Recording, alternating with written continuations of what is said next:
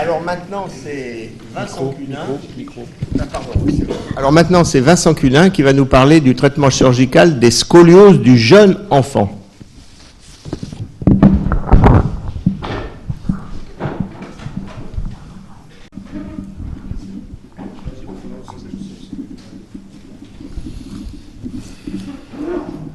Bonjour à tous.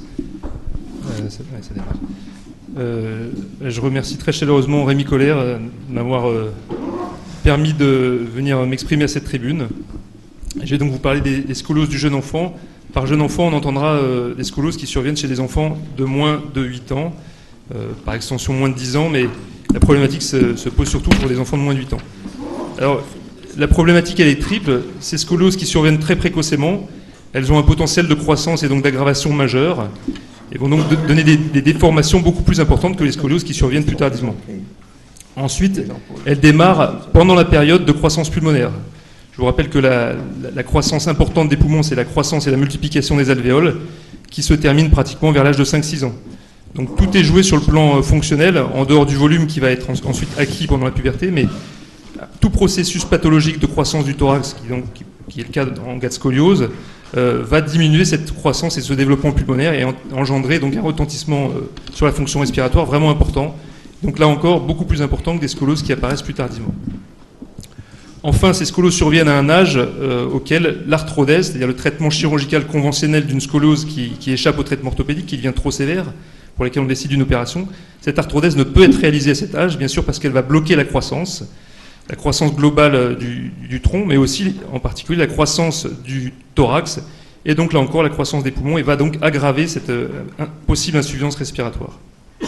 Alors, pour pallier à ces trois problèmes, se sont développés progressivement, et surtout ces dernières années, ça a beaucoup évolué ces dernières années, des alternatives à l'arthrodèse, qui est donc contre-indiquée à cet âge, des chirurgies qui vont permettre au moins de stabiliser, en tout cas d'améliorer l'angulation et de stabiliser pendant la croissance ces déformations scoliotiques et d'attendre l'âge idéal de l'arthrodèse, c'est-à-dire aux environs de la puberté. Alors c'est de ces techniques dont je vais vous parler. Alors un bref rappel concernant les scolioses et grandes généralités. Donc les scolioses, ça touche 1 à 5% de la population. Ce sont une déformation qui touche les trois plans d'espace. Donc vous voyez à droite la déformation dans le plan frontal. Vous voyez ici la déformation qui caractérise la scoliose dans le plan horizontal avec cette grande déformation du thorax liée à la rotation des côtes. Et donc vous voyez la déformation du thorax qui se ferme ici. Des déformations également dans le plan sagittal, là en syphose, là au contraire en lordose. Alors, les scolioses ont des formes anatomiques, morphologiques et cliniques très variables en fonction de l'étiologie et en fonction de l'évolutivité. Vous voyez ici une scoliose idiopathique, là une grande courbure de scoliose neuromusculaire, là une déformation surtout dans le plan sagittal, vous voyez l'enroulement du rachis lombo-sacré, là une scoliose très courte mais très déformée sur une neurofibromatose, et là une scoliose très angulaire sur une malformation, une hémivertèbre surnuméraire.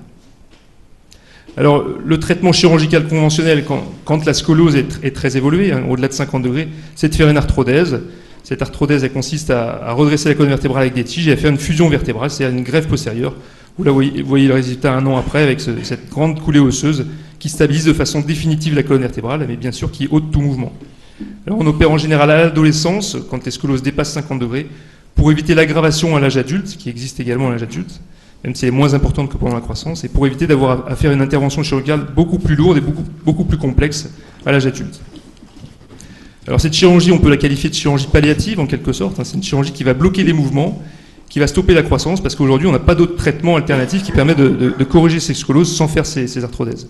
Alors vous voyez que là, chez cet enfant qui a une tétraplégie spastique, on va lui rendre service, il tient pratiquement plus assis, on va le redresser et il va retrouver une fonction bien meilleure, au moins en tout cas pour sa station assise. C'est beaucoup plus discutable pour cette jeune fille de 14 ans qui a une scoliose idiopathique. Elle n'est pas gênée par sa scoliose, elle est dans son dos, elle ne la voit pas, elle n'a pas encore mal, les douleurs s'expriment surtout à l'âge adulte, et on va faire une arthrodèse qui va figer son dos, et en plus on va lui dire possiblement il y a un risque de paralysie post-opératoire. Vous voyez que les traitements ne sont pas si simples, encore une scoliose idiopathique. Le chirurgien a voulu éviter de trop enraidir la colonne vertébrale, donc il a fait un montage assez court, et malheureusement la scoliose évolue derrière, dans la région lombaire, il va falloir étendre le montage. Donc vous voyez des traitements pas évidents. Alors je reviens maintenant sur le sujet qui nous concerne, les scolioses du jeune enfant, donc des enfants de moins de 8 ans. On sait que chez ces enfants, je vous l'ai dit, la fonction respiratoire a été diminuée et on a une augmentation très nette de la mortalité par morbidité cardio-respiratoire. Surtout si les scolioses, c'est vraiment net quand les scolioses démarrent avant l'âge de 5 ans.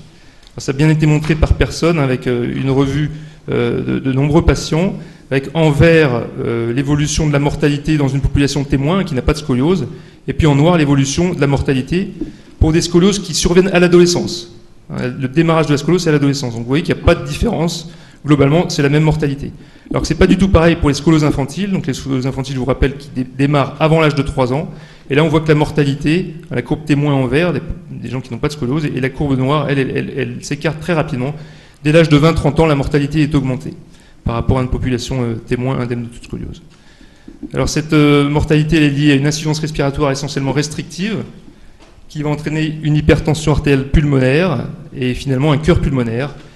La cause, bien sûr, c'est la scoliose, on l'a dit, mais aussi possiblement son traitement. Quand on réalise une arthrodèse, Carole nous l'a bien montré, quand on réalise une arthrodèse sur plus de 60% de la surface du rachis thoracique, avant l'âge de 8 ans, on va avoir une capacité vitale forcée inférieure à 50% de la théorique. Et vous voyez là un exemple d'un enfant qu'on a opéré à l'âge de 6 ans avec une arthrodèse circonférentielle, la greffe antérieure, la greffe postérieure, et une capacité vitale extrêmement diminuée avec une fonction respiratoire très très faible, avec pratiquement à peine 15% de la fonction théorique. Alors, le traitement classique, bien sûr, avant l'âge de l'arthrodèse, c'est le traitement orthopédique, par corset. Donc on obtient bien souvent, surtout quand on s'y prend tôt, quand on débute le traitement assez précocement, parfois des résultats très très satisfaisants. Vous voyez ici une scoliose quand même très inquiétante à l'âge de 3 ans, des traitements par plâtre, puis des corsets qui maintiennent le résultat, et puis on obtient un résultat qui va être stable dans le temps, et on peut presque parler de guérison de la scoliose. Malgré tout, ce n'est pas toujours le cas. Un enfant qui a eu de nombreux corsets, plâtrés, corsets amovibles, et malgré tout la scoliose évolue, et à l'âge de 6 ans, on se dit qu'on ne peut pas continuer comme ça, que la chirurgie, si on attend l'âge de l'arthrodèse à l'adolescence, la chirurgie sera dans des conditions mécaniques trop difficiles et on décide de faire un traitement chirurgical. Donc c'est une technique dont je vais vous parler maintenant. Donc il y a 3 grandes techniques. La distraction vertébrale, les guides de croissance. Donc les guides de croissance, ça fonctionne comme un tuteur, qu'on pose le long de la colonne vertébrale qui va grandir librement autour de ce tuteur. Et puis enfin une sorte d'épiphysiodèse, mais en théorie réversible. On met des agrafes ou d'autres dispositifs sur la convexité de la courbure pour essayer de bloquer la croissance dans la convexité, en laissant la croissance s'exprimer dans la concavité pour espérer avec le temps avoir une correction de la déformation. Alors la première technique, c'est la distraction chirurgicale, la distraction par tige de croissance. C'est le mécanisme le plus souvent utilisé, pour lequel on a le plus de recul. On met en place une tige, un dispositif qui va pouvoir s'agrandir régulièrement avec le temps dans la concavité de la courbure. Alors, le gros de la correction se fait à la mise en place de la tige. Ensuite, il ne faut pas croire qu'on augmente au fur et à mesure des corrections la correction de la scoliose. On se contente de suivre la croissance. On n'arrive pas à corriger, à remettre la colonne toute droite, mais au moins on suit la croissance et on peut attendre l'âge de l'arthrodèse de façon plus sereine. Alors vous voyez, là on déverrouille le système et puis avec une pince distractante, on allonge le système de façon à faire grandir la tige. Alors le principal problème de cette technique, c'est qu'il faut intervenir. Habituellement, on fait cette chirurgie tous les 6 mois. Donc vous imaginez que si on opère l'enfant à l'âge de 5 ans, eh bien, si on attend l'âge de 10-11 ans, il va y avoir au moins 10 interventions chirurgicales, sans compter les éventuelles reprises pour les complications qui sont malheureusement assez fréquentes. Alors certains ont essayé de mettre au point des dispositifs qui permettent d'allonger la tige sans réintervenir. Là vous voyez une première tentative en 98 au Japon, avec une tige qui était téléguidée par un câble qui sortait du patient. En fait, j'ai jamais eu de tentative chez l'homme, c'était des essais quand même concluants chez l'animal. Ensuite sont apparus au début des années 2000 les tiges de croissance magnétique. On manipulait un aimant qu'on faisait tourner dans le dos. Donc la première de ces tiges a été créée en France, la tige Phoenix. Malheureusement, elle a souffert de beaucoup de blocages. Cette tige, actuellement, elle est remplacée par une tige de conception américaine, mais qui fonctionne sur le même principe. Donc avec une tige qui contient un aimant et un pas de vis sans fin à l'intérieur. Et en passant un champ électromagnétique à l'extérieur, on arrive à faire grandir la tige. Donc vous voyez, là, après la pause, et puis là on voit quelques mois plus tard la zone d'allongement qui s'est faite au fur et à mesure des distractions qui sont là faites plus fréquemment, hein, puisque c'est moins agressif, on les fait tous les 2 mois en consultation. Alors vous voyez, on recherche la zone aimantée avec un petit aimant à l'extérieur, et puis ensuite on pose ce système qui va délivrer un champ électromagnétique, hein, il est branché sur le secteur, donc ça donne un courant magnétique beaucoup plus puissant, et on demande à la tige d'être allongée par exemple de 2 mm, on peut suivre sur un écran de contrôle l'allongement. Bien sûr, en réalité, l'allongement sera soit équivalent à ce qu'on a demandé, soit inférieur. On n'arrive pas toujours à avoir l'allongement théorique demandé. Je vais en reparler tout à l'heure. Alors, ces allongements se font en consultation de façon assez simple, c'est pas douloureux et ça ne pose pas de gros problèmes. Alors, actuellement, en France, il y a une 60aine de tiges qui ont été posées. On en a revu dans le registre qu'on est en train de mettre en place, on a revu 38 patients parmi les centres cités ici, avec, vous voyez, un résultat sur l'angle de Cobb qui est surtout intéressant à la mise en place de la tige, une courbure en moyenne qui passe de 68 à 44 degrés. Ensuite, au dernier recul, on garde un angle de Cobb à peu près stable. Donc c'est ce que je vous ai dit tout à l'heure, on arrive à stabiliser les choses. On n'arrive pas malheureusement à diminuer progressivement l'angle de Cobb au fur et à mesure des détractions. Les complications, elles sont fréquentes aussi, peut-être un petit peu moins que dans les tiges qu'on allonge chirurgicalement, parce que les complications sont souvent proportionnelles au nombre d'interventions chirurgicales. Malgré tout, on a surtout des arrachements proximaux ou des ruptures de tiges, comme vous voyez ici. C'est bien logique, hein, puisque la colonne vertébrale n'est fixée qu'en haut et en bas. Au milieu, il n'y a pas d'arthrodèse, donc elle garde une certaine souplesse, ce qui entraîne bien sûr des sollicitations très importantes des dispositifs. L'autre complication un petit peu inhérente à ce dispositif, c'est le blocage. Alors, c'est un mécanisme un petit peu complexe, miniaturisé. On a eu 6 blocages définitifs sur cette série de patients, donc qui ont conduit soit à l'abandon de la technique, soit le remplacement de la tige. On a eu aussi quand même des pertes d'efficacité progressives, c'est-à-dire au fur et à mesure des allongements, on se rendait compte qu'on n'obtenait pas ce qu'on demandait à la machine. À la machine, on demandait par exemple 3 mm, on n'obtenait que 1 mm. Et ces pertes d'efficacité, c'est lié probablement à un enraidissement progressif de la colonne vertébrale, car on met en place une tige qu'on allonge tous les 2 mois, mais entre-temps, la colonne vertébrale, elle est figée, elle ne bouge pas, donc forcément, elle s'enraidit. Ça avait bien été montré par Nordine avec un travail qui était réalisé sur des tiges de croissance chirurgicale, hein, donc un allongement tous les 6 mois. Il avait mis des capteurs de force sur la pince distractante, il avait mesuré quelle puissance était nécessaire pour allonger sa tige. Donc premier allongement, 150 newtons, 15 kg, puis au fur et à mesure, vous voyez que ça augmente. Et au 10e allongement, il était obligé de faire avec sa pince un effort de presque 600 newtons, c'est-à-dire 65 kg, donc presque 60 kg, pour réussir à allonger sa tige. Et ça, c'est lié à l'enraidissement progressif de la colonne vertébrale. Et entre parenthèses, la tige Majek, elle a une puissance de 250 newtons. Donc on imagine bien qu'elle risque vite d'être dépassée par cet enraidissement. Même si on peut quand même attendre, grâce à cette tige, si on fait des allongements plus régulièrement, un arrondissement moins important que quand on fait l'allongement chirurgical tous les 6 mois. Enfin, ça, c'est encore à démontrer. Alors, un autre problème avec ces tiges de croissance magnétique, c'est leur coût. Elles ne sont pas remboursées par la sécurité sociale. Le coût, il est actuellement à peu près de 15 000 euros TTC. Donc, ça fait un gros coût initial. Donc, des batailles importantes avec les pharmaciens acheteurs pour réussir à les convaincre de nous mettre ce dispositif, d'utiliser ce dispositif pour nos patients. Mais finalement, on se rend compte avec le temps, et c'est des choses qui ont été publiées, hein, qu'au bout de 3 années, finalement, la tige est amortie. Puisque s'il y a une dépense initiale, hein, en bleu, c'est la tige magnétique, en rouge, c'est les tiges de croissance classiques. Donc s'il y a une croissance, un coût initial important, au fur et à mesure du temps, comme la dépense est essentiellement la consultation, la tige de croissance chirurgicale finit par rattraper, puisqu'elle, il faut opérer le patient tous les 6 mois, donc ça fait des coûts liés à la chirurgie tous les 6 mois. Et au bout de 3 ans, les coûts sont à peu près les mêmes. Et au-delà de 3 ans, la tige de croissance chirurgicale devient même plus coûteuse qu'une tige de croissance magnétique. Alors, un deuxième dispositif qui permet de corriger ces scolioses sans arthrodèse sont les guides de croissance. Donc ça fonctionne exactement comme un tuteur sur un arbre. Il n'y a pas de chirurgie itérative en théorie, puisqu'il y a quand même là aussi des complications qui nécessitent des réinterventions chirurgicales. Il n'y a pas de force de correction autre que la croissance. C'est la croissance qui va se faire le long de la tige. Éventuellement, on peut proposer, avec certains dispositifs, une amélioration de la correction par des mouvements d'auto-élongation du patient. Alors, le premier à montrer ça a été Louquet, qui a montré qu'en mettant ces tiges avec ces liens sous la mer, sans réaliser d'arthrodèse, c'est-à-dire en faisant sans arthrodèse, en essayant d'être extra-périosté, il a montré, en mettant volontairement des tiges plus longues que prévu, hein, que sa fixation, elle migrait vers le haut du fait de la croissance. Il a montré chez quand même 47 patients une croissance en moyenne de 4,6 cm, malgré cette fixation de tige, qui donc laissait penser que la croissance pouvait continuer de s'exprimer. Ensuite, McCarthy, avec la technique de Sheila, a repris un petit peu la même idée en mettant des tiges qui sont fixées solidement au milieu par une arthrodèse, hein, au sommet, mais les 2 extrémités elles sont montées avec des vis particulières qui peuvent coulisser librement le long de la tige.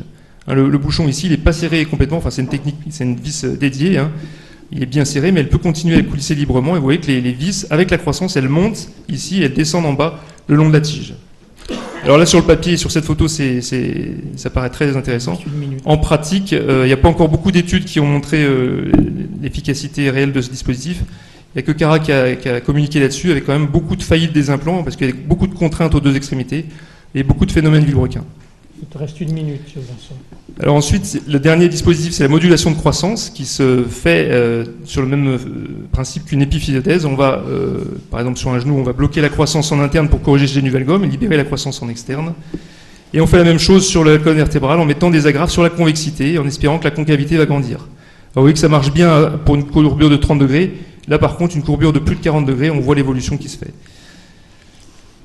Un dispositif similaire avec ici un haut-banc souple qui est fixé par des vis. Et là, une correction quand même tout à fait intéressante. 40 degrés de courbure à 8 ans. Et on voit 4 ans plus tard, il n'y a pratiquement plus de scoliose. Donc un résultat quand même intéressant avec une mobilité qui semble conservée sur les clichés en inclinaison.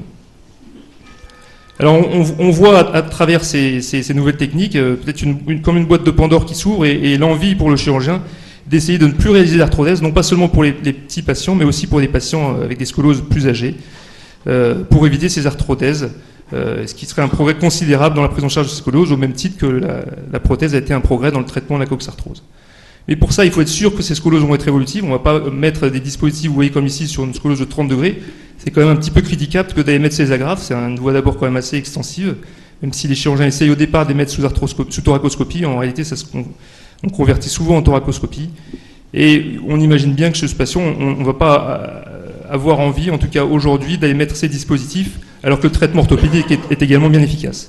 La seule possibilité qui nous permettrait de mettre en place de tels dispositifs, c'était d'être certain de l'évolutivité de ces courbures. Si aujourd'hui on nous affirme que cette scoliose, elle va nécessiter un jour une arthrodèse, alors on peut se poser la question de mettre ces dispositifs pour essayer de réaliser une arthrodèse.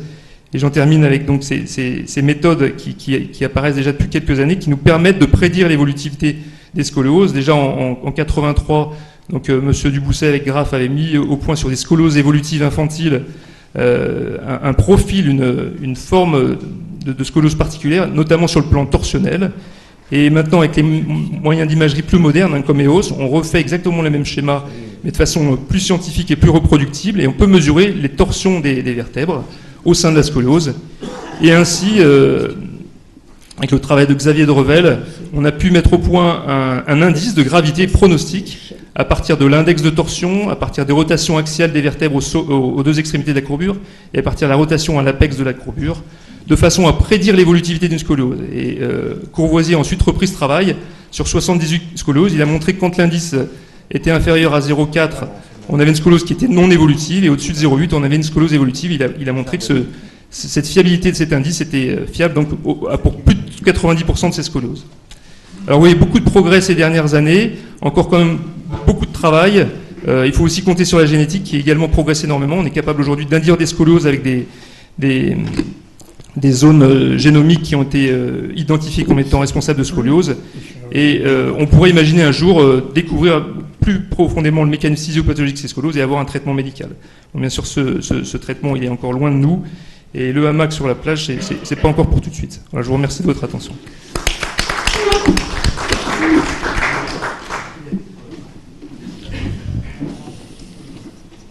Que c'était pas pour tout de suite. En tout cas pour moi.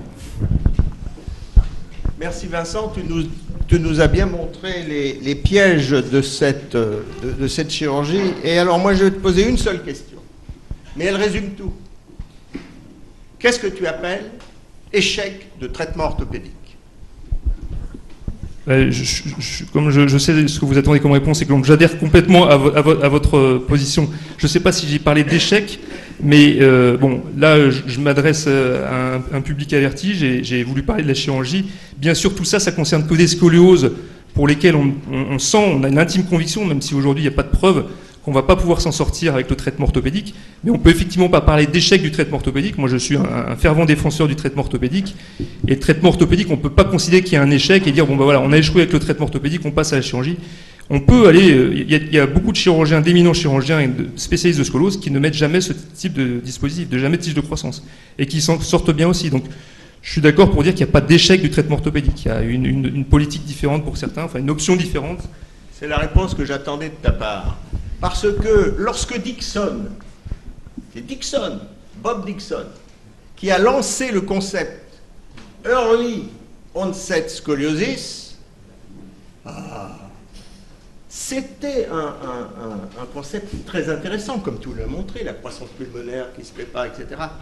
Mais les gens se sont précipités là-dessus et ont lancé toutes ces ferrailles sans avoir fait, la plupart du temps, aucun traitement orthopédique préalable. Alors quand tu vois, quelle que soit l'étiologie, car le problème de early onset, ce qu'elle a oublié de dire, c'est qu'il y a des étiologies très variables. Et que bien entendu, quand tu as un effondrement du tronc, eh bien il y a beaucoup d'Américains qui se lancent directement avec les Majek et les trucs directs. Alors qu'ils n'ont même pas essayé le traitement orthopédique, parce que c'est plus astreignant, parce que ça gagne moins d'argent, parce que c'est beaucoup plus, c'est beaucoup moins lucratif et c'est beaucoup moins satisfaisant, c'est beaucoup plus difficile. Mais ceux qui en payent, ce sont les enfants. Donc tu as très bien montré ça. Je t'ai posé une seule question, c'était celle-là, et tu l'as bien répondu. Et maintenant, la salle, allez-y. Oui. C'est très particulier, on comprend bien, c'est très particulier. Il faut que ces enfants-là soient traités au bon endroit. Voilà. Comme tout le reste, d'ailleurs. Voilà. Bon. C'est la morale. On gagne du temps? Oui. C'est bon. Président, ça la vous va? Parfait. Allez.